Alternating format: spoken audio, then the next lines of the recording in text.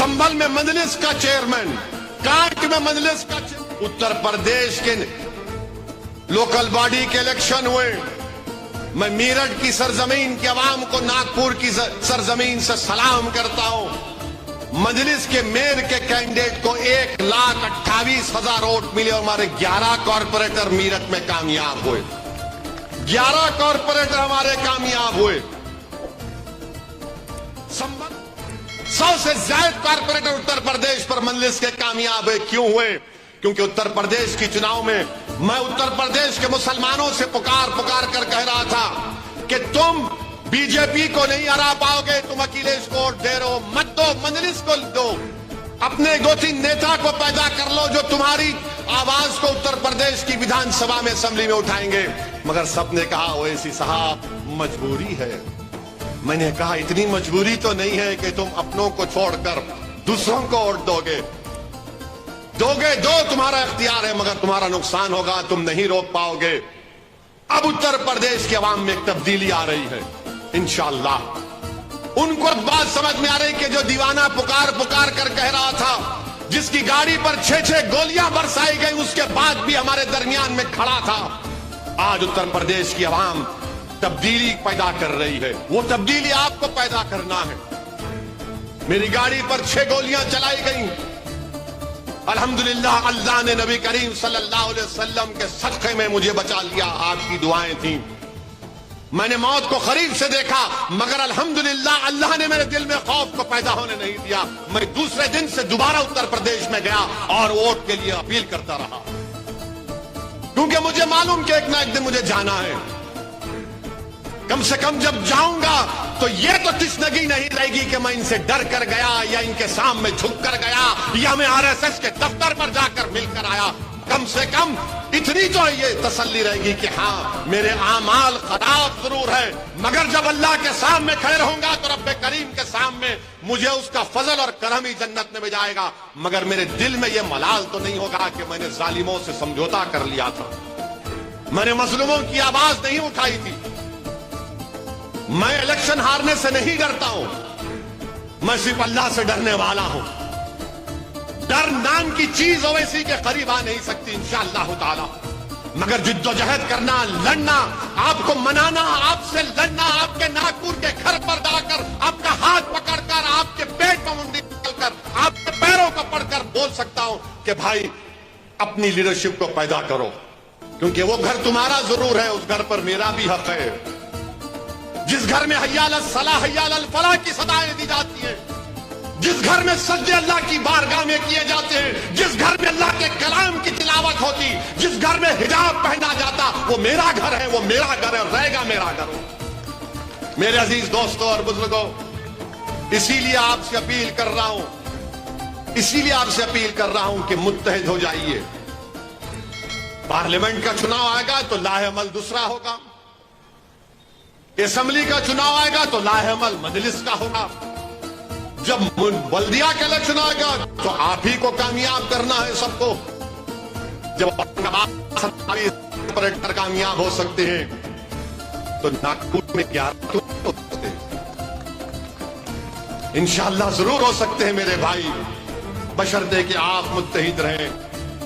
और हमारे वजीर आजम आखिर में उनको भी बोल देंगे कुछ, नहीं तो ये कांग्रेस के पुजारी बोलेंगे तो हमारा बाजा बजाए, उनको नहीं बोले। देखो अब जैसा कि ये कि बाज कांग्रेस के चमचे बहुत हो गए, हमारे ससुरे बनने की कोशिश कर रहे, वो वैसे ही कुछ समझता नहीं हमारी बात को। अरे क्या तू मेरा ससुरा है?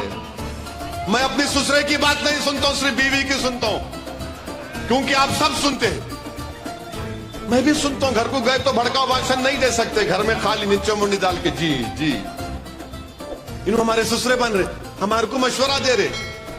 अरे तुम हारमोनियम लेके बैठ जाओ, तुम मुझे मशवरा देने की जरूरत नहीं है।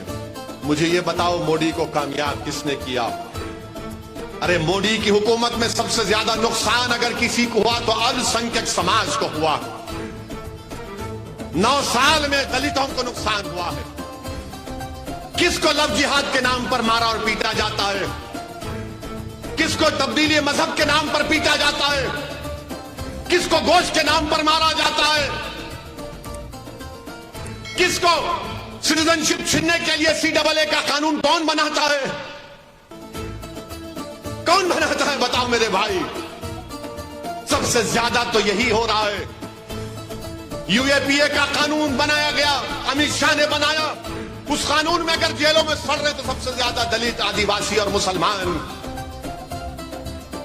8-8 महीने, 2-2 साल बेल नहीं होती है, क्योंकि UAPA का कानून बीजेपी कांग्रेस ने तायीद किया। ये 9 साल का रिकॉर्ड है प्रधानमंत्री का। और मैं फिर से कह रहा हूं कि जब तारीख लिखी जाएगी नरेंद्र मोदी के सियासी लेगेसी की, तो उसमें जरूर लिखा जाएगा कि प्रधानमंत्री जब मोदी थे तो मुसलमानों को मार्जिनलाइज कर दिया गया, मुसलमानों को एलियनेट कर दिया गया। और मोदी के 300 MP में एक भी मुसलमान MP नहीं है, एक मुसलमान मिनिस्टर नहीं है।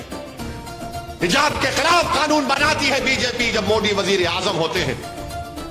मेरे अजीज दोस्तों और बुजुर्गों, बीजेपी अगर जीत रही है तो कांग्रेस की वजह से, ये सेकुलर पार्टियों की वजह से जीत रही है। इनमें इतनी ताकत नहीं है कि मोदी को रोक सके, मगर इनमें इतनी ताकत है कि झूठ पर धोखा देकर आपका वोट ले सके। अगर मोदी को हराना है तो आइडियोलॉजी पर मुकाबला करो। मोदी को हराना है तो देश की जनता को RSS और मोदी के खिलाफ करो। मोदी को हराना है तो बेरोजगार नौजवानों को हुकूमत के खिलाफ खड़ा करो। मोदी को हराना है 24 में तो किसानों को सामने खड़ा करो, गरीबों को सामने खड़ा करो, जिनकी आमदनी कम हो चुकी है।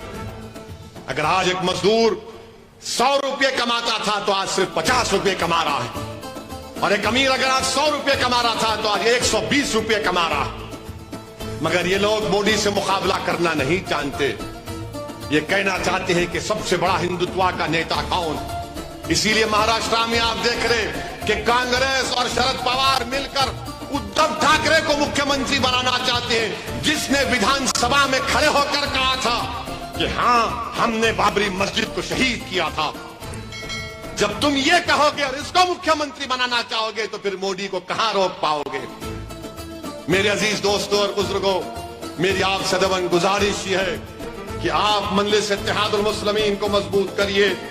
और मुझे यहां पर एक शेर किसी का था या किसी का एक डायलॉग था याद आ रहा है कि तुम्हारा गम है गम, तुम्हारा गम है गम, मुसलमानों का गम ख्वाब व कहानी है क्या।